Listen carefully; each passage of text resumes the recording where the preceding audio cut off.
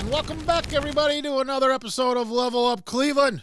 And this week, we have a very special program for you, as we will be doing this season-ending review. And basically, what we're going to do today is Pat and I, Pat's going to join us today, the one that you always hear and I'm talking to on all the other episodes, but you never get to see. Well, what's up? There he is. And what we're going to do today is we're just going to go through all the performers that came on during season 2 in their episodes. We have some clips for you from each episode. We're going to discuss some of the things that went on during the making of these episodes and some of the neat stories that go along with them. Season 2 was pretty interesting. There's some huge highs, very few lows that went on in season 2. It was a pretty awesome season. So we just wanted to go over all this stuff. We got the TV on in here ourselves, so we'll be watching the clips along with you guys. So basically, let's just get right into it because we have a lot to cover. It's going to take us a little while to get through all these, but I think in the end it'll be well worth it. You just want to go straight to the clips, or? You know what? No, let's just. I think what I'll do is I'll just go ahead and we'll talk about the first band a little bit, just to give you kind of a thing of each one, and then we'll show the clip, and then we'll talk about the clip for a minute. Basically, when we started off season 2. We had the Southern Outlaws come in, and that was Arliss Walker and the boys. Tyrone Hornbuckle from season 1, he got us hooked up there with Arliss, and Arliss was fantastic. It was a fantastic episode, and if you guys have know anything about the Southern Outlaws, they're doing pretty good, doing some awards and stuff. But here's a little clip from the show that we did, episode 1, season 2. So you were into, like you said, you started off, you're into music, you're very young. Yeah, I went to the Grand Ole Opry in '94, got the chance to play there. Wow. On the Grand Ole Opry stage, and then shortly after that's when I stepped away from music. My daughter was 2 years old, and the road was kind of rough, so we stepped away, and then I became, a cop. I was a patrolman in Newton Falls, Ohio for 2 years. And then from there, I went to Stark County Sheriff's Department, was a deputy sheriff there until the time that I was injured. So you're injured? Yeah. And you're injured pretty bad. It's not as if put you in a wheelchair. Yeah. How long were you in a wheelchair for? 3 years. What's that like? Terrible. Because at the time, they didn't know if I was ever going to walk again or do anything. And iron will and determination, I rehabilitated myself over the years and then got to the point where I was able to go from the wheelchair to a cane, from using the cane to not using anything, and now what I'm doing now. Was this like therapy that you did yourself, that you just got, or were you going through therapy I did myself. No kidding. Because the therapy and stuff that, they're just wasn't working for me, and so I just pushed myself and wound up doing it all on my own. And that was Arliss Walker. That was a fascinating interview with those guys. They're a hell of a Southern rock band. They're all pretty much original. They do some cover tunes also, but yeah, if you get a chance to check out Southern Outlaws, definitely I recommend them. They're doing some big stuff. Next thing we did was we brought in a guy named Drew Loesch. Again, we heard Drew Loesch basically from Tyrone Hornbuckle. He hooked us up with this guy. Tyrone's been amazing as far as making the connections. Tyrone knows everybody. Everybody knows Tyrone. Everyone loves Tyrone. Yeah, for sure. And he's a real big guy as far as like promoting people and that kind of thing. So basically, what Drew Loesch was all about was Drew Loesch is like a photographer, like a cinematographer, where he shoots video, and he did a lot of it in the 90s and stuff for the local scene. All the guys that we bring in here, a lot of the older guys that we bring in here that have been around for a while, they all know who he is. He's done a lot of great things, and he brought us in a lot of the footage on this episode right here, so we were able to intermingle his footage with our interview, and it came out really good. Here's a little bit of Drew. So I saw an ad in a newspaper about videotaping weddings. And I thought, okay, so Joel Nash from North Coast Video, he tried me out. You know, he put a camera in my hands, and he tried me out. He says, okay, you're hired. So I started doing weddings. And believe it or not, that really sharpened my skills. Because, you know, when you're out there and you're capturing somebody's day, you miss one thing. You can't say, hold on, take two on that. If you don't get the shot, that's it. Plus, I'd imagine the critical, like the critic part of it, where these people, like, you know, the new wife wants everything to be just so you really gotta be on your best for a lot of that kind of thing. Documenting their day, and if you miss something, so you've really got to pay attention. You know, plus, you know, again, it really sharpened my camera skills and movement and shot composition and all that. So that was basically my boot camp for my cinematography work. That was awesome. Those are a double episode on that one. We actually did that in 2 episodes. There was just so much that he had brought that we just had to put so much in, and we decided to cut it into 2 episodes. And I love that. Those are great. If you haven't seen those, I definitely recommend going and looking at some of that stuff. Then we started to delve into trying to get into some of the bigger named cover bands from the local scene, and there's plenty of them. And this was definitely one of the biggest ones with Tricky Dick and the Cover Ups. We actually, I gotta say, these guys were great. They're if you're not familiar with Tricky Dick, they do a lot of like pop cover tunes and but they have Schultze, which is the guitar player. He's like a metal guitar player. He's got a crunchy to it, and his addition to this kind of makes this stuff. Well, I don't know. They're definitely one of the top cover bands in Cleveland, and they were a blast to talk to. Here's Tricky Dick. Been some really cool nights at the Roundhouse. Like when you have a whole crowd singing "Doug Sucks, We're Gonna Kill You." That's always a good time. But they mean it in jest and they mean it in love. That's like Primus Sucks cool. Type thing. It's the Primus Sucks type thing. Well, it all comes down to having a charismatic front man. And so, like, you know, my job is in between songs rather than having awkward banter to lead the crowd in some kind of chant because, you know, chants, it's easy, whatever. So yeah, Doug sucks. We're going to kill him. Doug sucks. We're going to kill him. Me. Yeah. Now, you know. People be holding signs. Oh, man.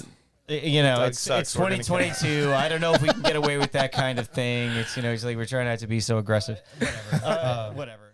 Yeah, those guys were a blast, man. Weren't they? Absolutely, man. I love those guys. We worked hard to get them in here. I thank them for what they did for us. Hope to have them again. Yeah. That's what if you like cover bands, there you go. Those guys, they got the whole place dancing. It's like it's a party when they're playing. Next up, we had Rochambeau, and Rochambeau's a real interesting one. If you in season 1 caught Bittersweet Revenge, we talked about their original singer, guitar player, songwriter, Mark Ryan or Mark Corkless, and this was another one of Mark's bands, and Mark had passed away suddenly. Is it 2 years now? Almost 2 years. It's a little over. I think it's just over 2 years. And so he was involved with this band Rochambeau, and that also had Tommy Farkas and Kenny Easterly Jr., the son of Ken Easterly. And so yeah, when we did that, when this will come up again later, but when we did this, Ken Easterly Sr. was actually in the studio here with us while we taped that episode. Yeah, and that leads to different things that happened down the road. But this was a blast because this was a drinking episode. So we definitely these guys brought in some alcohol, and we were doing some drinking on this one, and this is one of my faves. This one, everybody was 3 sheets to the wind. Yeah, we were all feeling no pain here. This is Rochambeau. Let me talk about that song a little bit. So, first of all, who comes up with that song? Do you guys remember writing all this stuff and all that? Yeah, absolutely. Okay, so how does that? I like that too. I like everything on here a lot. Awesome. I think this is great shit. Absolutely. Do you remember writing that tune? Yeah. It was during baseball season, and Mark was like, dude, we got to write a song about Jose Ramirez. This guy's a motherfucker. He's awesome. So I think that bass line Mark came up with, and then it just kind of built from there. And then we had the sampling on the actual track and everything like that. So I don't remember exactly who wrote what on that particular song, but it came together really well. I think that was one of the most fun songs on the album. That's awesome. And there's another guy there, Mondo Pino, and he is actually at the time, Mondo's into other bands. This Rochambeau, the Bittersweet guys, they're actually down here at the building that we do all this podcast at. And Mondo's in a band called Monkey. We haven't had on here yet, but he's a real big guy, close with those guys over there, Bittersweet guys. And he was handling this stuff. I was actually setting all this stuff up through Mondo, and he asked if he could be on. And I was like, sure, come on. And so that's why Mondo was also here. And he added a lot of good stuff to this. It was an excellent show. If you haven't seen their own Rochambeau, it's a great one. All right, next up, this was a very successful show for us. Ricky Ray, the Rick Ray Band. I don't know what to say. I loved this episode. When I was making this episode, I just thought it was fantastic. It's a super interesting episode that has done very, very well as far as the response to it. Rick Ray's been around forever. You got Shaggy here, who's also in like Bessemer Saints, Dave Snodgrass, and you have Sarge, who all those guys are awesome. Yeah, all those guys. Shaggy's everywhere. He's awesome. Rick's great. Sarge, great band. Yeah, this was a great episode. So this is the Rick Ray Band. It seems like you wrote like 22 albums in like maybe a little over a 3-year course. Here's what happened there. In '96, I had the band Riot Act together. That was like, it went on for 6 years up to that point. And I said, I had enough. I got little kids at home. I'm retiring. I'm not going to play live anymore. That's it. So I called Rick up and I said, let's start recording. So for 3 years, we sat in my garage and just constantly recorded some old stuff, mostly new. And that's how that collection came about. Somebody, one of my friends heard it and said, you got to release this. What are you just going to record and just leave it sit somewhere? So you were just collecting stuff at that point? Yeah, so that 3-year period is how all them original albums, the first ones, got released. I see now. So I was releasing one like almost one a month, maybe every month and a half I'd release one. And I go on after that to explain to Rick that his math is skewed because he still did like 22 albums in like 6 years or something. I don't know, man. They have like 36 albums, or it's just, the guy never stops. He's an amazing artist. I don't know if you can see this picture right here from there. Probably not. I'll try to get a better up close. No, you can see it. Can you? Yeah, Rick drew that of us this is our studio. And I tend to think those two guys might be the guys from Bittersweet Revenge. I'm not sure what he did there. But, Rick Ray is an extremely talented guy. And you can actually see him again later on. It won't appear here, but later on toward the end of the year, just actually a few weeks ago, we did a Halloween Spooktacular, and Rick made that also because Rick, when he was on here, he also had some great stories about some encounters that he had with some of the supernatural type things that are out there. And yeah, very interesting guy, man, to say the least. So then after that, we decided we were going to try to bring in a few of the local comics in here and give that a try and see how that went. And one of the guys that we got to come in here was Angel Isaac. He's over there from the Lorraine area. As a matter of fact, I think he does a thing called Laugh Out. Laugh Out Lorraine? I think it's Laugh Out Loud Lorraine. Or something like that. And he hosts it and does quite well. Something you might want to look into if you guys are looking to get a night out to go see some comedy. But Angel was great, man. He was a super cool guy. Here's Angel Isaac. And then I learned that I was able to make sound effects till this day. I mean, I have people from elementary school and junior high and high school like, hey, do that sound again. Now they want me to show their husbands or wives and their kids. And it's just so funny. It's like, wait, all right. Well, like what? Like what kind of sound effects can you do?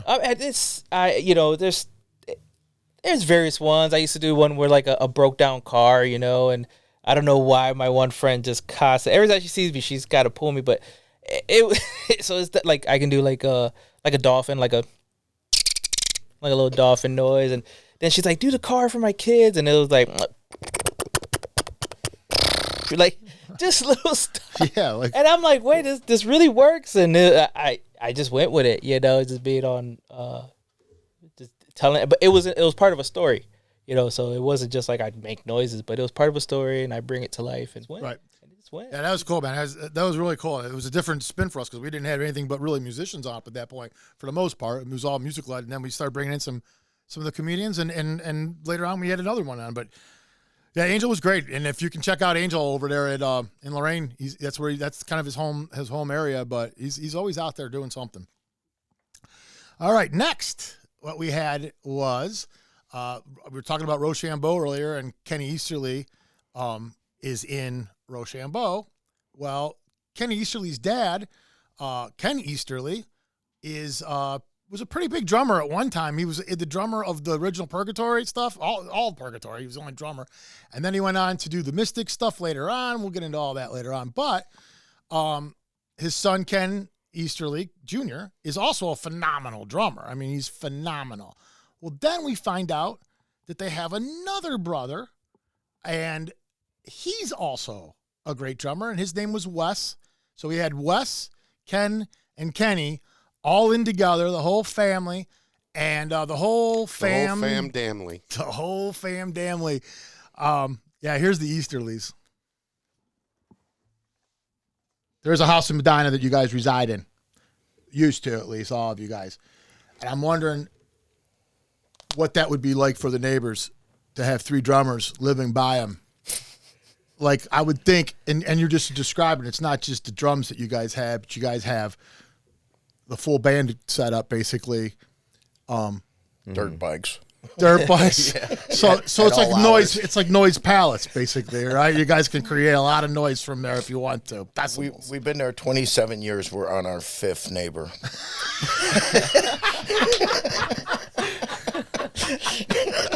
That's how you judge the situation. How many neighbors have you gone through?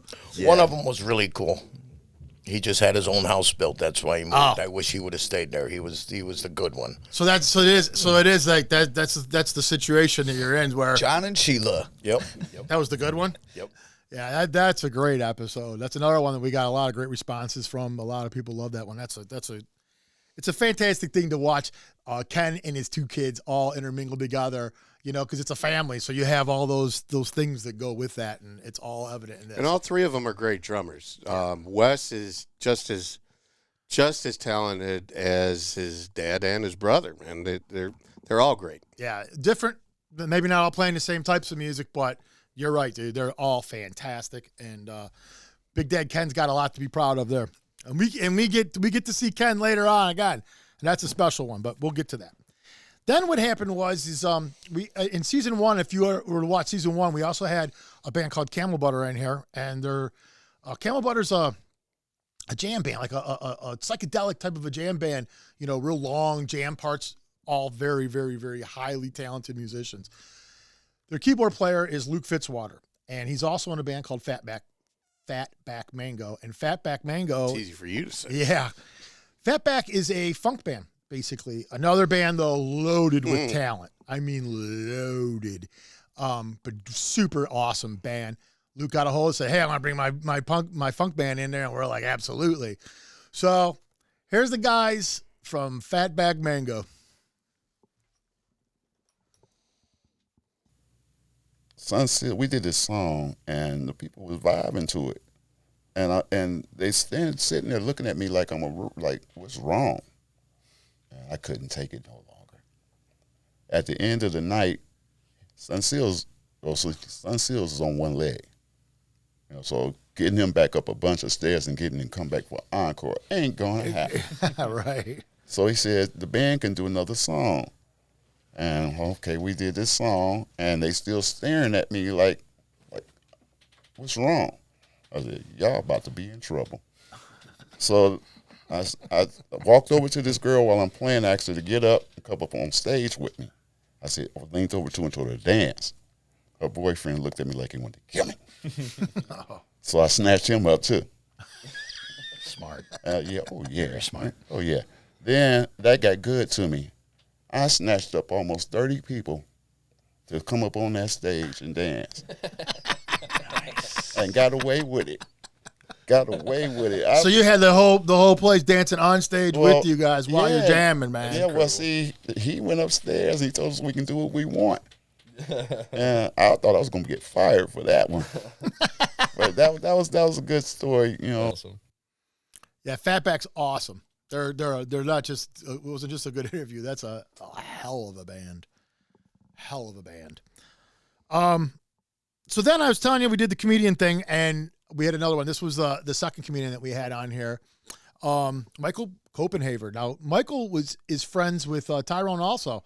He's also friends with the Southern Outlaws. So that's kind of how we found out about him. Was kind of talking to them, and he was a funny guy. I really liked him. He was he had a lot of stories to talk about. Here, let's just run it. This is a good one. As far as going, what are the people like there? Is like in New Mexico versus Ohio?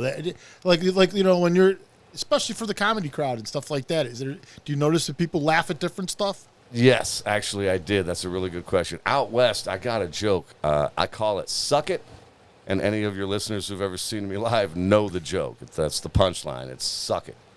And out west, they hate that joke. Really? Because they're jokes, all right? So I did not expose myself to a kid for real, but in that joke, I will neither confirm nor deny that I showed my genitals to a kid in a joke. In a joke. Right. That's not a Doesn't totally mean true it story. happened. A lot of that story is true, though. That's the thing. That's what I do. I don't tell jokes. I tell stories out of my life. Sometimes I add some extra details because it just punches them up, makes them better stories to tell. Right. But every one of the stories I have comes out of my life. So and there are nuggets of truth in every single thing I talk about. So if we had like a pre thing for every one of your stories, it would say based on a true story. Oh, exactly. It would say on. right. Okay, I got you. Yeah, that was a good one. I liked Michael Copenhaver. He was definitely a funny dude. He has his own thing, man. But he was very cool. All right, and next thing we did was basically what happened here was we were telling you about how Ken Easterly was there for the Rochambeau episode, and then we had the Easterlys on. He had so much fun. He asked us. He says, "Hey, if I can get Purgatory reunited, his original band that he was in back in the 80s, if I can get him reunited to come down here and do an interview, would you guys love that?" Now, I was a huge Purgatory fan back in the day. I thought this was like too good to be true type thing, but Kenny made it happen. And he gets these guys in here, and he brings in one of their buddies. I think his name was Brian. He comes in here with them, and they bring a few beers in with them. And then before we started, they sent Brian back up to the store, and we did a beer run on that one. Yeah, man. they had a whole beer run. There was not enough beer to go around on that one. Yeah, Purgatory is I don't know. It may be me and Pat's favorite episode. I don't know. One of them for sure. It's definitely my favorite episode. Yeah, it's definitely for sure. We did a two-parter like Doulos. We did that with this because it was one of them things where we just couldn't cut anything down. It was just that good, you know. Anyways, here's a scene from the Purgatory episode. Give me one more story. You guys got fucking stories for too many. Dude. Brave Works, Bloody Knuckles. We did that in 2003, I think it was. And it was like fucking, we did the first night, and there was like, you know, there's like 300-400 people there. And then fucking, we're getting ready to play. It's like a half hour, 45 minutes before we're supposed to play. People start rolling through the door. I mean, another 400 got drunk. Another 400 fucking people. And then fucking Jeff, who never seen him fucking drunk. He was fucked up. And he was fucking up the words. And right now, I'm telling you this story, my hair is starting to stand up because fucking all those 400 motherfuckers that showed up knew the fucking words, and you could hear them over the PA. Oh, yeah. So you didn't need to, you could be fucked up that night. He's just kind of like you today. He didn't have to beat her. But you know how it feels. You know how it feels. Think about this, Brian. Hey, you sure we ain't got time for one more? So you're Dude, on that stage. was the joke of the fucking year. Yeah, that was spectacular. That was so much fun that I can't even describe it, man. The time we had that day, man, I honestly I had so much fun that day. All three of those guys were just incredible, man. Yeah. I'm so glad we had them in. Yeah, and if you don't recognize, the one guy's Mark Alexander. He was the bass player, the guy with the longer hair. The other guy is Jeff Hatrix, who is the original lead singer of Mushroom Head. And he was also in the band Hatrix, obviously, back in the day also. Very, very prominent guy here in the local area. And that was a great episode. If you haven't seen... Two-parter. Yeah. A both. two-parter. Make sure to catch both parts. Yeah, because the second part 2 might even be better than part 1. That was just a fantastic show. I loved it. Still to this day, I catch a glimpse of it every once in a while just to remind myself. All right, after that, we got some guys in here from the Canal Fulton area, Canton, Akron type area, Ataraxis. And these guys have a long history of been going at it for quite a few years. Pretty different kind of a band. They've incorporated, well, you know what? Let's just run the clip. So when we were talking a little bit before, we were talking about you guys wrote a song and you guys put recorder in it. And when we say recorder, I mean, people need to understand what we're talking about. The recorder that you guys would get, anybody that went to school, pretty much anybody that went to school was issued a recorder. You had to buy them usually. Yeah. And then you would have this recorder, show them what it looks like. He still Everybody kept. can remember. This is the original from fifth That's a grade. school. That's school issued. Like He brought the recorder. So what we thought we would do today, and I just want to tell you guys, this is a premiere for our show. 29 episodes or some, 30 episodes. I don't even know what episodes. 30-something, a lot of episodes. Yeah. No one's ever played music live in the set. Zero. Guitars, none of that. I'll do it like You're a going to little- be the first one. It's recorder. It's fitting. You want to give him a little demo of Grand Wizard to practice? Oh man. Yeah. I know exactly. The Grand what I Wizard have is to- the name of the song that you put the recorder in. Yep. This is classic. This is a classic moment on Level Up Cleveland. We're gonna have this right now. So, can you play us a little bit from maybe what you did on the song, so we can kind of like see a little solo part of it, or do you have like any solos like that are already written, like a guitar solo, like Jimi Hendrix type stuff? Well, I do, but you've mentioned it so many times now that I just have to. Okay.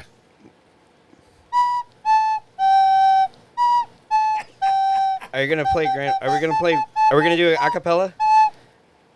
Dude. Oh, why didn't you play Grand Wizard? Dude, wait a minute. That was a classic moment right now. Listen, Hot Cross Buns has been mentioned 3 episodes now. This is not the first. This is the 3rd episode, and we actually now have music to go with it now. 3rd time's a charm. I'm wondering if there's people out there that didn't even know what that song was. I don't think anyone doesn't know that song, but if they don't know, that was awesome, man. Those guys, yeah, we were during the interview. He mentions that he has the recorder in his car, so we had him go get it and bring it up and play it for us. And there it is, man. Recorder in rock. And actually, they have a tune that has recorder in it. I don't know if it's out yet, but I know they're working on one. It's called Grand Wizard. It's called Grand Wizard. Yeah, I'm not sure if it's done yet, but they do play it live. Okay, so there you go. So if you ever get a chance to see Ataraxis, you'll go see something you probably will never see before or after, ever again.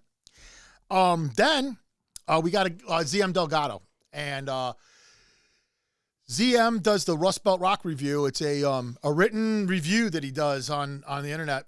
And he goes and sees a lot of shows, or he'll listen to a CD. Mostly all metal stuff. He's a very local guy, does all local bands, but it's mostly all metal, hardcore, metal, thrash, death metal, all that kind of genre basically is what he does. And he comes on the show, and then afterwards, we actually, if you ever watch a lot of the shows after this one, he has a little segment that he comes on our show almost every single week, and he announces all the bands coming up for that week playing live in local. And anyways, here's the Delgado. Zach. Now he's talking about what else he does. Zach's an author, and well, let him tell you about it. Okay. What was some of the stuff that you did? Like you told me before, you even did some like kid stuff. Yeah, well, I have a children's book. It's called A Werewolf at My Party. And it is something that I wrote for my nephew for his birthday some years ago. And it's about the kid in the story has his name. It's Theron. And it's about his birthday is coming up, and his mom invites everyone in the neighborhood to the party, including the new kid down the street who's a werewolf. And Theron is understandably concerned about this and says, I don't want a werewolf at my party. And his mother says, why? You don't know any werewolves. Why would you not want a werewolf there? And it's really a book about, misconceptions and acceptance. And by the end of the book, Theron and the other attendants of the party realize that just because the werewolf is different doesn't necessarily mean he's bad. And they become friends.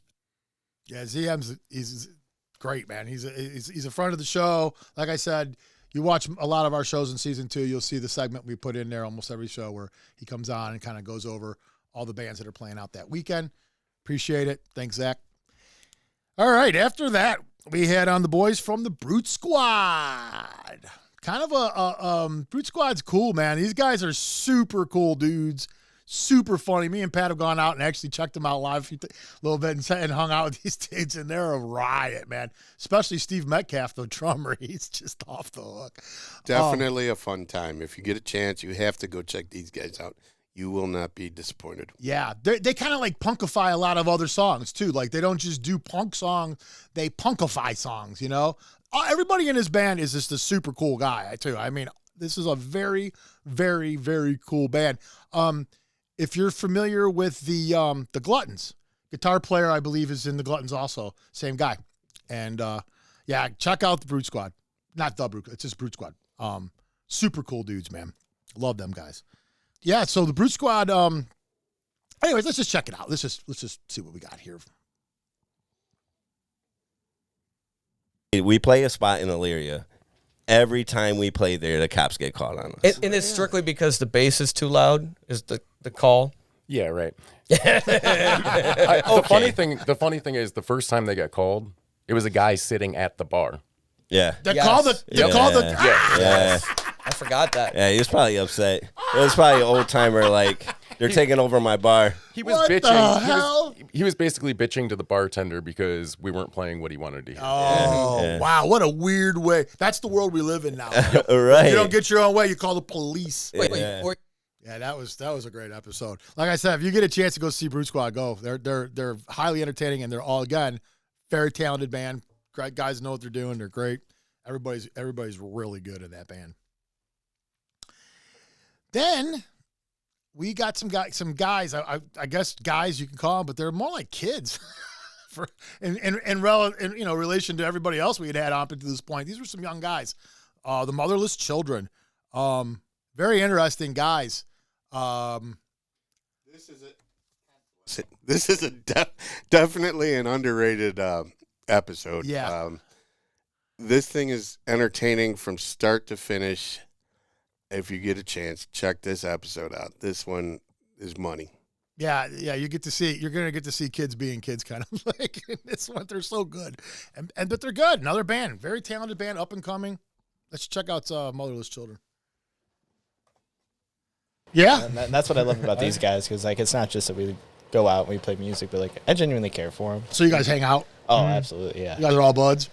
Oh yeah, man. For better or for worse. Did you guys know each other before you started doing this, or did you guys kind of? I go way back with Sam, but we were on bad terms for a little bit, and then bad terms right now. So let's talk about that right off the bat. So what happened? How do you guys have a riff right off the bat before you even? Well, I'm gonna be honest with you. Yeah, please. Zach put my shoe in the Signal Flow toilet yesterday, so I'm not exactly happy about that. You put his shoe in the toilet? That's a tough toilet. I listened to the new mixes, and a shoe gets vigorously thrown at me. I feel like the only reason you throw like a shoe at someone like that was like to start something. So I ended it by putting it in the toilet. So the toilet. You're talking about the toilet right here out in the hall right there. First of all, let's make this clear. It's not Signal Flow's bathroom. It's all of our. I'm just kidding. It's all of our bathroom. So yeah, one thing we can't have is shoes in the toilet. You know, it's bad enough to some of the stuff we find in that toilet already. Yeah, that was a good one, man. Yeah, those guys were fun. They were fun, man. They were very forthright too. They didn't hold much back. They just were talking about each other, and I like Pat said, I think it's a highly underrated episode because we didn't get a lot of views on it. I think just sometimes you don't know, people don't recognize them. They don't, but the fact that they started the episode saying, I got a problem with this guy right now. Yeah, that's money. Yeah, that clip you just watched, that's in the first 5 minutes of that episode. That was like right off the bat. They just started it off that way. Yeah, it was really good, man. I loved it. I think Pat said that was his favorite episode after Purgatory. All right. So next we had a very, very good show coming up after that. It was Bernie Hansel. And people that don't know who Bernie is, Bernie Made in America. He's in a lot of stuff. He's in a Sabbath thing he's doing right now, but he was in Sabbath's Priest. He's a guitar teacher also, and he's been doing it for a long time, 40-some years. Vocal teacher also. A what? Vocal teacher also. Yeah, right. Oh, yeah. He does he's guitar, bass, and vocals. And he's been doing it for like 40 years, he said, or something like that, 40-some years or something like that. And it turned out after we did this episode, we started getting all this stuff from all these other musicians going, oh, yeah, he taught me. Dougie Manross was one of them. He taught Dougie how to play guitar. One of the guys that we always talk to, Scooter Lincoln. He was another one. He came on and yeah, I mean, like it was amazing the response that Bernie got, man. This was a very, very cool episode. Here's Bernie Hansel. But you always able to sing. You always able to. You had good pitch. You're always able to carry it. Yeah. I think you're born with that. You know, I think you either have it or you don't, huh? Yeah, and I've had a bunch of students who are shaky, and you can work on them, but you know, you try to get everybody positive. I'm a positive person. You know, I don't look at the glass half full. You know, I don't look at the glass half empty. I'm always looking at the better thing, and we disregard the bad and always look at the good. That's how you get students to get better and better. You never ever tell somebody something bad. Never, man. Yeah, he's a great guest, man. Great guest. Yeah, and if you ever get a chance to see Made in America or I think Wall of Sleep might be the band that he's doing, the Black Sabbath thing. If you get a chance to see this guy, he is a monster. I mean, a monster, especially vocally. He's a great guitar player, too. He's a monster. Check out Bernie if you get a chance. All right. After Bernie, we brought in maybe one of the best musicians in Cleveland. And he's at the top of one of them. You know, he's to be discussed. Craig Martini, just a consummate professional, unbelievable stories. He's worked with unbelievable Phil Collins from Def Leppard, Joe Satriani, the list goes on, Paul Gilbert. Just not just a great musician, but like maybe the nicest guest we've ever had, probably. Definitely the nicest. Real quick, one of the stories that happened with this episode, we double booked that episode, and we had another act come down at the same time that we told Craig to come down, and both of them showed up at the same time. Craig was a gentleman and deferred and went and took off for a little while, let us do the other episode, and came back, and it couldn't have been nicer. Yeah, that was awesome. That was awesome. He left. He came back, and we did a phenomenal. This was another one. This was another one of the best ones we've done. I mean, this is a classic. Craig Martini. And so, if I'm out on tour and there's someone like Paul Gilbert giving lessons every day, what am I going to do? Should I go eat a sandwich or like go hide? No, I'm going to listen and I'm going to learn everything I can because this is finite. This isn't going to happen every day of my life. I'm on this tour with this guy for 3 months, and I don't know when the next time I'm going to get out here is, but every single minute of this, I'm going to soak up every bit of learning I can. And Very so cool. That's where my lessons came in, was just like being around guys like that. And if you want to see the real deal, that guy is the real deal right there. All right, that guy is the real deal. Love that dude. That's the one you should watch. That's one of them. No, he was great, man. I loved Should having watch him. them all. Yeah, no, for sure. No, but we loved having Craig down here. I mean, that was a great one, and he's another one. He's good with Tyrone Hornbuckle. They sometimes even play out together. They've been playing out a little bit here and there together. And the other thing about Craig is you can catch Craig. He does one of those loopers where he's playing his bass, but he's got a bunch of pedals in there, and he's got a drum track he'll bring along, and he actually will create the whole song there right in front of you. He sings. He's got a phenomenal voice. And these are all his own songs, and he's got an album out, and he's got the whole thing going on. Definitely check out that episode. And if you ever get a chance to see Craig, go check out Craig. You will not be disappointed. Yes. Then, after that, we brought in the girls from Lillier, Kaylee and Lydia. And another great episode.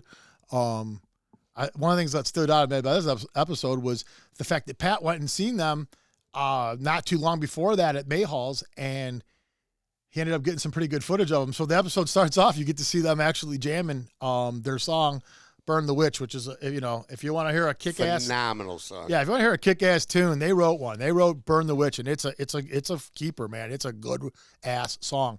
Very good band here. Great vocals. This is Lillier. We played at Larchmere Porch Fest here in Cleveland in June, and it was funny. We brought the whole setup because you're playing on somebody's front porch. Our whole PA. Our whole PA we brought, but it was awesome that we're so used to using it because we just ended up bringing it to the gig and setting it all up. But it kind of felt like practice. Yeah. Because we brought everything. But that was a really awesome, amazing festival, but also experience. I've never played on someone's front porch before. No. What was that? So what did they do? It's just somebody's house, and then they have a festival at a house, and then Yeah, it's a festival in Larchmere, and a couple different houses let bands play on their porches at different times. It's an all-day thing, so it's like several blocks of Larchmere, and like every block has a house on it or two houses on it that have a band on it. So what they do is they've got like probably 26, 25 bands or so, and at all different times of the day. There might be 3 bands at 4:30, but they're not on the same street, so you'll never hear the overlap. But it's awesome because you're rocking out on someone's front porch. And then do these crowds migrate to the different houses and stuff like that? It's kind of like a music festival at someone's house. It's really cool. It was idea. really fun. But I didn't even heard of that. That's a really cool idea. Yeah, I think they do a Larchmere Porch Fest here in Cleveland, and that's obviously on the east side by Larchmere, but then they do Porch Rocker down in Akron as well, and they do the same porch thing down there too. So we need it's a west fun. side. We need a west side porch show. Yeah, we do. Yeah, that was another one that I really enjoyed talking to those girls. Okay, next up we had guys in from Grunge DNA. We had Dave, drummer, and we had Patrick he's the singer. And another one of them bands, big cover band, does all the 90s stuff, very popular band. I think they were nominated this year by Cleveland Awards for Best Cover Tribute Band, I believe it was, the category. Very solid band, very good band, awesome band. If you got a chance to go see Grunge DNA, they play out constantly. Should be no problem going to see them. Here's guys here from Grunge DNA. We've played the song so many times. The song is the song. I can turn around, have a conversation with Dave mid-song while he's playing, while I'm taking a break from singing, and it's natural. It's so strange how it just goes. We even have hand signals for songs. So if we want to change things up or just go into something different, or if That's like a just baseball team. So we've got all sorts of crazy hand signals for different really? songs, and I mean it's some people have actually picked up on them. Yeah. We've done them so often. Fans and friends that have come out and seen us are like, oh shit. We know what's coming next. So we don't even have to talk. That's we cool. just do a hand signal. It's like the third base coach on the baseball team giving to steal a second or something. Yeah, right. Yeah, these guys were really good. Awesome band, very popular band locally. It was a really good episode. They do have an unbelievable following, so it wasn't that big of a surprise. Up next, we had the guys in from Rubik's Groove. There is they have another singer in here also that didn't make it in here, but we had the guys in here. 4 of them actually we came in. This was one of the episodes where we traded out some people because we can only do 3 at a time. And these guys are downstairs from us. They got their room here at level 5. Another band. They're kind of like they're another band that's kind of like they're a little funky. They got kind of I don't know what you call them, Pat. What would you call Rubik's Groove? Psychedelic jam type. Yeah, kind of like a Camel Butter in a way. A little more vocally though. They got some, out there. Yeah, they got a little more vocals in their band, stuff like that. They got a whole horn section. Real cool band, real cool. They got like Scott stuff too. Here's a little segment from Rubik's Groove. So they basically hired a fan to play bass for them, right? A guy, right? I mean, basically that's what you guys I was a did. fan, yeah. Big I really fan, was. right? But Yeah. a guy who could actually handle the job, though, on Right. top of it, not just a fan, right? Yeah. Oh, I really wanted to do it, but I was a little nervous that it wouldn't work, but it was fun. I'm loving it. It's been such a blast having Steve play with us, man. It's true. Going back to what Jimmy was saying about how good the chemistry is and how we're coming into our own, a lot of that has to do with just like, I mean, there's a lot of like active thought that goes into it, but just my playing and Blake's playing coupled with Steve's playing, like as individuals, it works really well. And then on top of that, the effort we put into locking in, it just is so seamless. And like half the time it feels like Steve knows what I'm going to do before I do it. Like he has been such a blast to play with and such a great addition to this band. It's really like, it's kind of an injection. Yeah. Of new life and positivity. And Steve, he's a hungry cat like myself. We're the young guys, so we're just trying to play, For trying sure. to do. So Yeah, you guys have a really good energy, for sure. Right. I like a lot of real good energy from you guys. Yeah, the bass player with the Guardians hat on, that's Steve Smith. Used to play with Grav. I think he still plays with Grav. I think Grav's actually getting back together again. Another band we'd like to get on one day. Grav, very good band. Okay, moving right along. We come up to one of my favorite episodes. One of our favorite episodes was with Rich Spina, a local legend. Rich was a phenomenal guest. He caught us off guard even how he was so good. We figured he'd be a good guest, but he was a phenomenal guest. He's got nothing but stories and more stories. We had a lot of footage we could share with you because he's been in a lot of bands. He's a huge history in the Cleveland area. If you get a chance to see him, he plays out with like Billy Sullivan and by himself, and he's in Herman's Hermits. He's great, man. This is Rich Spina. I should probably tell the reason is that when the first Love Affair album came out. Yeah, tell us the whole thing. The rock stations thought it was a disco band because it was called Love Affair. So they weren't going on the records, some of them. And some of the disco stations thought, oh, Love Affair, let's see what this is. It's not, we're going to.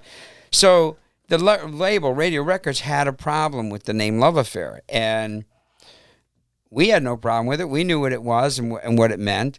So that's why when the second album came out, it came out with, and it was, but they wanted to like emphasize our initials. First lie that we ever had told us. They said they wanted to emphasize the initials, but it would say Love Affair. Well, no, it said L.A., Do You Wanna, and had L.A. as Love Affair on the back.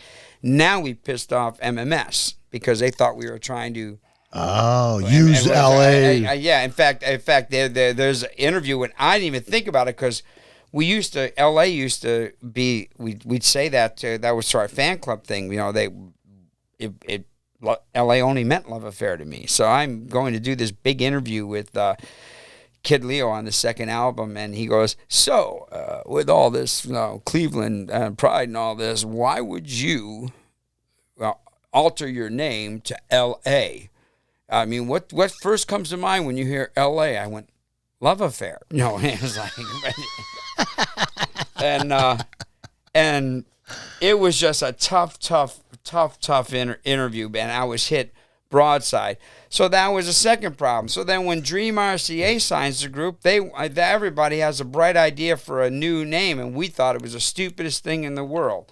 So they held a contest, and then they came up with the name Unknown Stranger. It only lasted for 6 months, the release of that single EP, and then that was it. We left Auto, went back to the name Love Affair. Our money went right back up in Cleveland and went right back up on our touring thing. And we ran out the next year. Awesome. And Rich does a great Kid Leo. He did. He did. Yeah, that was great, man. That was definitely one of the best. There was never an episode we put out that immediately was just people watched the hell out of that thing right off the bat. That was a great episode, man. One of the best for sure. After that, we delved into a little heavy metal with Olethea and another band. Like this is a group of like kind of people who are really popular in the Cleveland area. Chrissy is huge locally as far as like everybody knows her in the metal community. She's great. I mean, like she flies the flag. Let's just say that, you know, she's always doing she's like a metal goddess here. And awesome stuff they've done. And it was her, and then Terry Johnson was also here. He's from Bessemer Saints. So if you go back to season 1, the very last episode, Bessemer Saints, he plays drums for them, plays bass for Alethea. He's a super cool dude, man. He knows his stuff, and he's a phenomenal talker. All right, this is Alethea. And like the video we did for Believe, we got to shoot that at the Variety Theater, which has a crazy history. How did you guys do that? Everything was this after she bought it or before? No, this was before. This was before. Oh. We actually were going to do it at a different venue. Things fell through, and we were scrambling last minute, and we got connected with the Variety Theater there with Patrick, you know, who God rest his soul, he's passed on now, who was the caretaker of the Variety Theater, and called him and pitched the idea. And it was literally like that weekend it needed to happen because we had all of the players in place and our video people, and there was a big crew to do this because we had to shoot it all in one day. And he said, absolutely, I will help you guys and you could do it here. And he goes, and you know what? The marquee says Believe already. He goes, I've had that up there just as a thing for the community to help them feel like good about something. And I was like, what? And he was amazing. And we got to go in there and he introduced us to all the ghosts that are in there. And, you know, there's no running water, limited electricity. We had to bring in a generator and we had a huge crew. And I don't know, I think we were there like 16 hours, you know, and just, it was an amazing experience. Hell yeah. Whatever fell through, it wasn't the Variety, I'll tell you right now. That's so cool. It wasn't. That was such a better... Things go how they're supposed to go, and you never worry if something doesn't work out because it's directing you in where you should go. Yeah, that was a great one. That was a great clip right there. That was the Variety Theater holds a kind of special place to a lot of people locally. They're going to be back. Eventually that theater's being remodeled and they're gonna start it up again, and hopefully it goes back to where it was, where they have great local bands and great bands from everywhere come there, and that's just another great venue we could go watch live music. Hopefully it all happens. We'll see. All right, after that we had Mr. Ray Condi on here, and Ray is a drummer, a metal drummer. He is a more of like a death metal drummer more than anything. Fast double bass type thing, super fast drums. Some of the bands he's in are pretty damn good for what they do. They're great. I mean, if you're into the hardcore death metal, speed metal type thing, you probably already know a lot of those bands. Sarcophagus he was in and that kind of thing. Anyways, this is Ray Condi. People in other cities think like Ohio is it. Like really? Every band's coming out of Ohio, and every band is coming out of Ohio, but that doesn't mean that we have like a huge scene. So like this summer, like I was seeing some like DIY gigs for some death metal bands like out in like Pacific Northwest area, and they got fucking 1,000 people showing up to a Generator show. Really? Yeah. And like people think that we got that going on here, and it's like, well, we had all the bands, but I mean, we do them here too. Like, well, last year we had a big Generator show down at Crooked River Skate Park in the Flats, and it was big. I mean, like few hundred people came out. But how do you get permission to do something like that? You don't. You don't. No. So we showed up with the gear and a generator, and the ranger comes by and he says, "Just pick up your shit." Are you serious? And we got trash bags and picked up the shit, and everything went off fine. Oh shit, that's a good one, man. Last week he played New York, with his band Orphaned, so doing pretty good. After we did Ray, we did what we called the venue review, and what we did was first we had interviewed a guy named Ben Villius, and Ben is the sound guy for the Winchester in Lakewood. So after that, we went to Otis's Cruise Inn over on Western in Cleveland, over by like West 117th area there, and we talked to the owner Otis, and we actually did the interview in the bar versus coming here in the studio and doing it. And then we actually took the 2 episodes and we kind of spliced them together and made kind of like, this is the Winchester, this is kind of like about that, and then this was Otis. And they both are venues that do the live music thing. So we were just basically letting people know what's going on out there after the pandemic. I do believe this clip is going to be Otis and not Ben. So here's my man Otis. How are you doing the thing as far as the bands go here? You have jam nights and you have open mic nights type things also? Yeah, and then a couple band nights over the weekends too. It varies from night to night. I would like to have it both Friday and Saturday, but during the summer I kind of lay back a little bit because historically I've never done well in the summer. Oh, really? Yeah. So you're doing a jam night Monday night? Yeah. And Wednesday night? Yeah. Those are open mic nights, basically. Yeah, the open mic night, it's set up a little bit different. It's more of an acoustic thing. Oh. But Monday nights is electric jam night where they can come out and do anything, actually. And you guys are set up here? Is that how it is? Is your band set up here as the house band at the time? For the Blackouts, which is G.S. Harper, who's in the Knucklehead with me, he runs the jam night. Oh, okay. So there's everything's here, equipment's here and everything. Yeah, we have a back You just got to bring line. a guitar. If you play guitar, Just bring your bass. Guitar, bring your bass. And just plug in. You guys can play. How you've been doing that consistently though? It fell in my lap. They were at another place and it wasn't working out, and it's worked out for me. And it seems like Mondays are really cool because a lot of the who's who shows up because nobody's got a gig on Monday. Otis Jeffrey of Otis's Cruise Inn. That was a good one too. I love that episode. There was a lot of good information that comes out of that. All right, next up we had the guys in here from Quiet Zoo, and we had in here Zach Hurst, who plays guitar and he's the singer, and we had in here Mikey Juba, the bass player, and another really interesting band because these guys they're doing kind of like it's kind of a death metal thing, kind of the way the voice is, but the music itself isn't like the typical death metal. It's almost like grungy type of music, almost like that, or not really grungy. I wouldn't want to call it that. It's like an alternative music with a death metal voice. But these guys are talented and they're writing really cool stuff. I really like these guys' EP a lot when I was doing the research on them, and they were really interesting guys to listen to. They're another DIY type band, but they're doing it, man. This is a Quiet Zoo.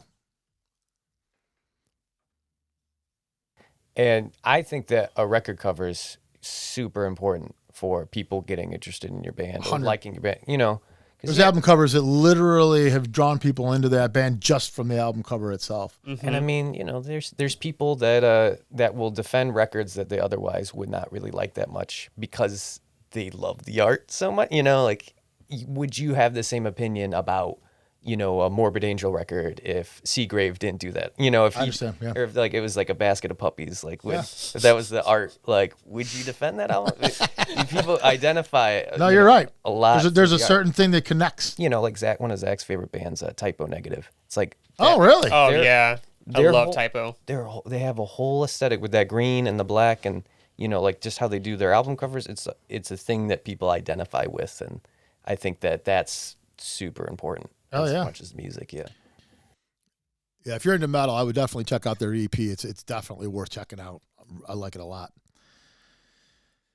All right, after that, we had in the guys from Buzz Baldwin. These guys were cool as hell. We actually had them on the same day we had Quiet Zoo on originally, I believe.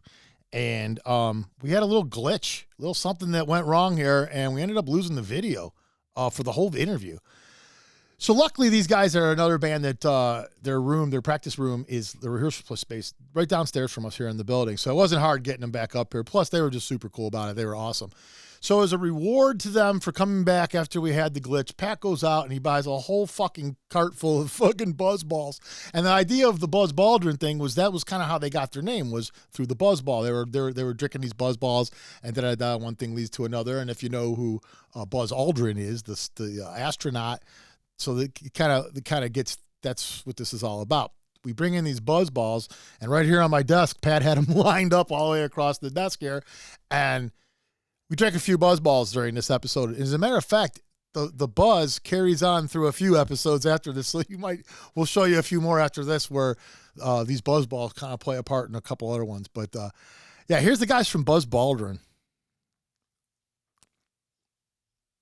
And we've decided that it's a good time for our first buzz ball moment. And we're going to cheers to Evan, who's made it to 100 days. 100 days, baby. No alcohol. So we're going to celebrate. No matter how hard drinking. I tried to poison his brain. Pat's already had a few. He says, those things are pretty strong, dude. Also, I just want to give a quick plug. We're trying to get a sponsorship from Buzzball.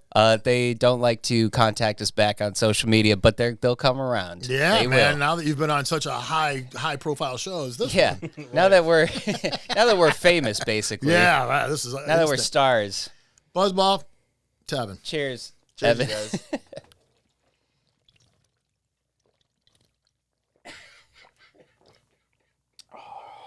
Oh boy, that's sweet. Zach, you didn't follow protocol there. Oh yeah. Wow, that's that alcohol is. Oh wow. They used to be 20%. Now I think they've bumped them down to 15. People were dying. The whole Four Loko thing. Yeah, that's what I'm thinking. Exactly. As soon as you said that, I'm thinking this is Four Loko again. I feel like my teeth are tingling. Yeah, it's the sugar.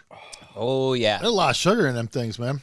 They're pretty Yeah, tasty. if you got any cavities in there, they might have gotten a little bit. Wow, dude, you could drink a lot of those, man, I think. That's what you think, man. But after like the third one, you're like, yeah. I'm not a big like sweets person. See, I think, you know what? I think you could make like milkshakes out of that. That would be fucking. It's like awesome. You know what I mean? It is You like could- Kahlua, yeah. Yeah, you could like make a milkshake out of that where you can add just some dairy shit to it and whip it together, and people would fucking go crazy for that. Yeah. There you go. See, that's for your food truck. Hey, Yeah. Yeah, these guys are also like chefs too. So they were talking about getting a food truck together and stuff. Really cool band, kind of like a rock punk flair type thing. Another band, check them out. Definitely worth checking out if you ever come across them. Next we had the great Vicky Verley in here, and that was a really awesome episode. Another one with unbelievably great stories, awesome history. Had the bar Verley's for a number of years. Pat and I both played Verley's. It was a very interesting interview, and I gotta say, we got unbelievable feedback on this one. People just telling me how much they loved Vicky and how much they loved this episode. This was definitely a very popular episode. She was great. She was fantastic. Hey, this is Vicky Verley. So it's like the weekend. I think we must have gone in on a Wednesday or Thursday. It's the weekend night. And everybody had a very thick Southern accent, all the people that were there. And all of a sudden, I hear this British accent in the bar. So right away, I make a beeline. I'm like, "You're not from around here. What's going on?" He goes, "Yeah, he was from Def Leppard, in the middle of this town, in the middle of nowhere." Really? Do you remember who it was? He was leaving. It's one of the early members that quit.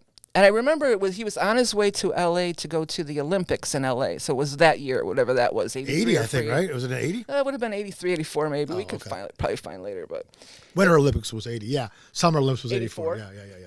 okay, so and he apparently had married some girl that lived in this town.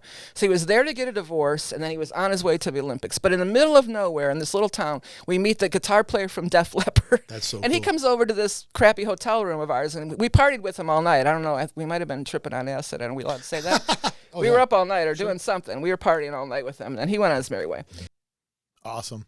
Yeah, if you can check out that episode, definitely worth your while. She's got a lot of great stories. And like I said, she was in a lot of bands also, not just the bar and stuff like that, but she was in a lot of bands that were real popular back then, and unbelievably good organ player, keyboard type thing. Very interesting. I definitely recommend the Vicky Verley episode. After that, another band from here at Level 5, the Glad to Be Here band. We known these guys for a long time. When me and Pat were in a band, they'd come out and see us play. We'd go see them play. Awesome band, cover band. They play a lot of cool stuff that you don't necessarily hear a lot of other bands play. They do it really well. Yeah, that was another one. I really enjoyed that episode a lot with those guys. If you ever get a chance to see Glad to Be Here, definitely go out and see them. They're one of the really good cover bands that are out there today. This is a clip from that podcast. I guess what it was, this building was a warehouse for medical supplies at some point. There was an elevator on the other end. Like a freight elevator? Yeah, there was a freight elevator in the first room to the right as you come through the door there. That went up. You could see upstairs. That was balcony. That was an elevator.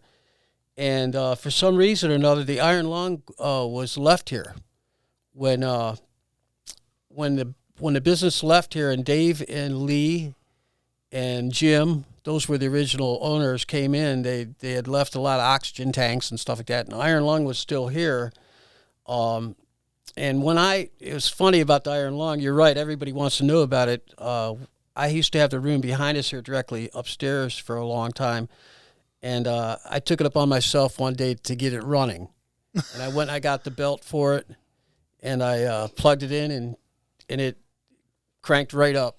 And it probably will work right now if you plugged it in. Really? Yeah. The gaskets and everything, of course, would have to. I couldn't imagine being in that thing, but. I thought that's what you were going to tell me just now. I swear. I thought you were going to be like, yeah, I got in it and everything. I'm like, oh. No, we did have a couple of people that wanted to get in it, and I don't advise it. I don't advise that. Didn't want any part of that. Yeah, right. That's a little bit of history. So that's what this was. This was a medical building at one point, and that sold medical supplies back in the what? Was it like 50s, 60s? Would that be? I would say probably 60s, 70s, but it housed them. I don't know if they sold out of here. Like more like a warehouse. Like a warehouse, yeah. Mm-hmm. Yeah, that was Adam Gordon. He's talking about this building here where our studio's at. Adam's got like the years in this place where he kind of knows the whole history of what's happened in this building. And this building's been around now for well over 20 years as far as is a rehearsal place, maybe into the 30 years. I don't know how long it's been, but I know it's been a long time. And he's been a part of it for a lot of that. He knew the original owners and stuff. So what we were talking about there was the Iron Lung that's out in the hallway outside of our studios here. Everybody that comes here and does the podcast, they're always like, well, what? That's an Iron Lung. What's that doing here? And then we have to tell them the whole story. But we wanted the official story. And so that was what Adam was talking about there, was the official Iron Lung story of Level 5. After the Glad to Be Here, we had the guys come in. Two of the guys came in from the Fiddle Revolt.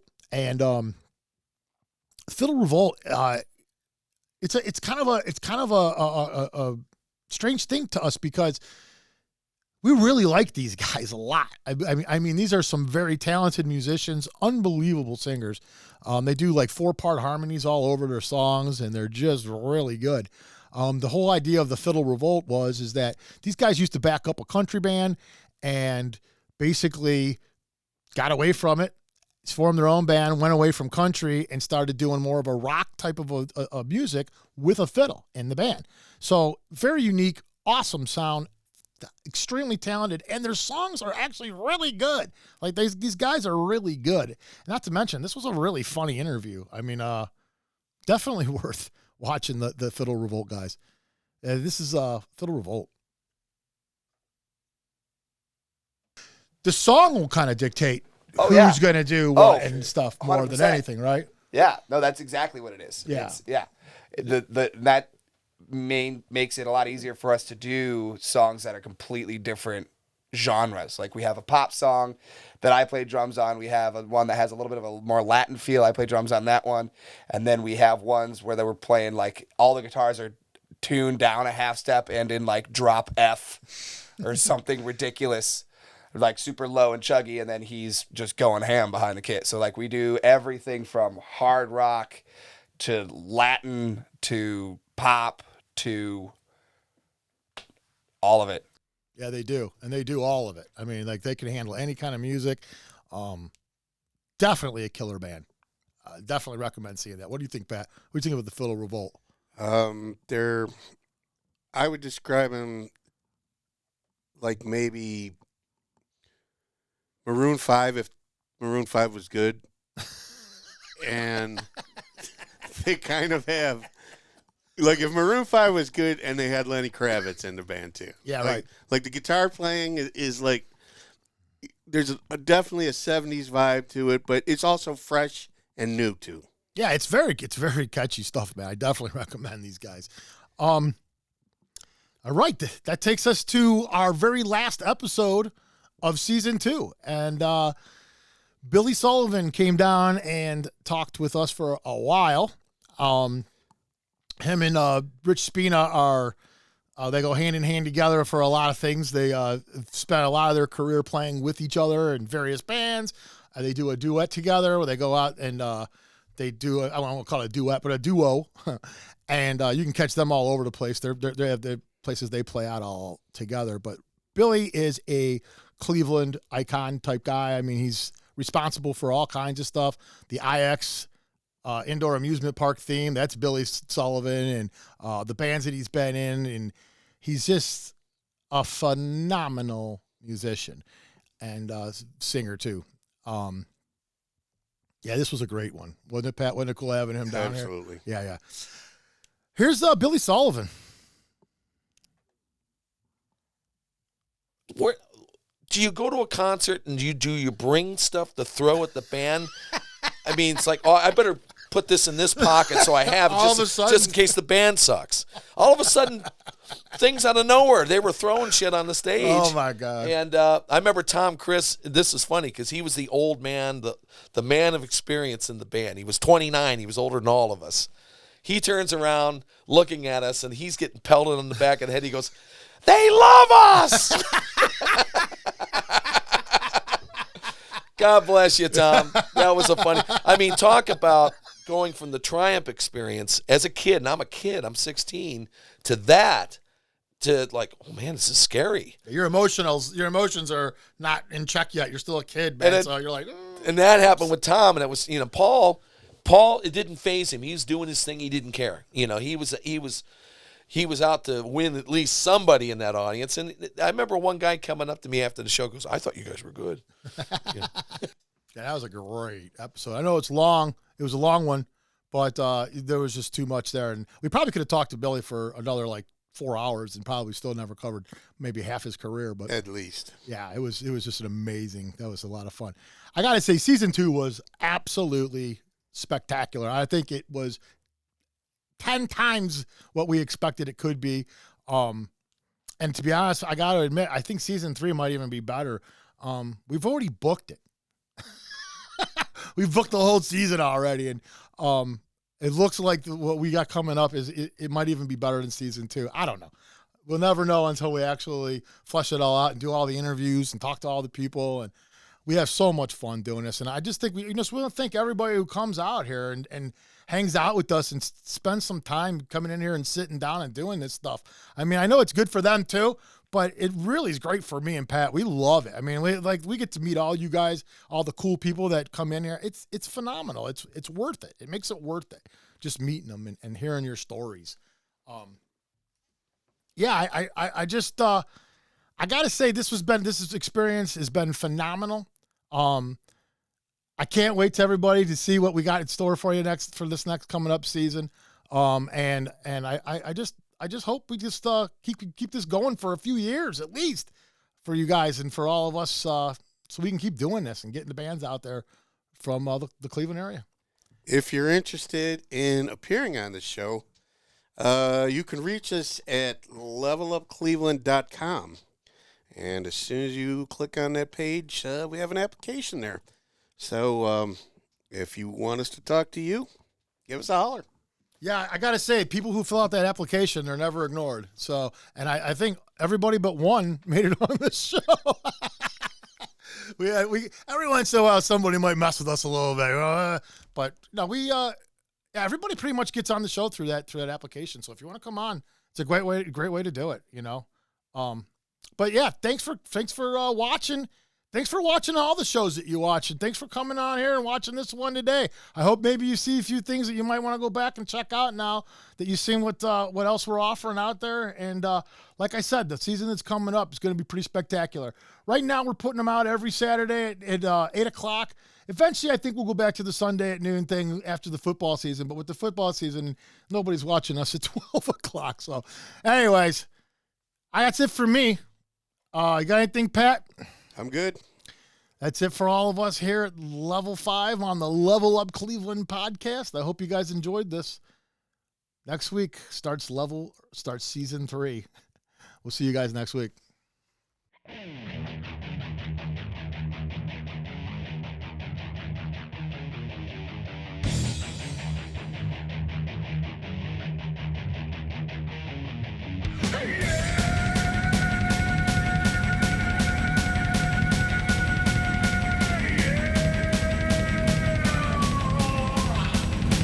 Hello, Cleveland.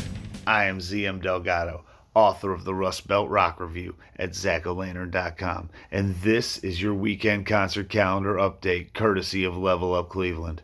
First of all, Friday, the 18th at No Class, we've got the hardcore show for the D-Gens featuring Silent, DJ Gabapentin, Livithan, C-Star, and Echo Side. Up next, if you want to see me, you're going to see me at No Class Saturday the 19th for the Atomic Witch CD release party for their new album, Crypt of Sleepless Malice. In support, they're going to have Scorched, Burial Oath, and Mutilation Barbecue. This, I promise you, is a show you are not going to want to miss.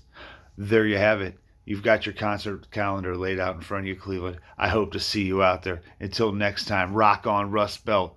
Back to you, Brian.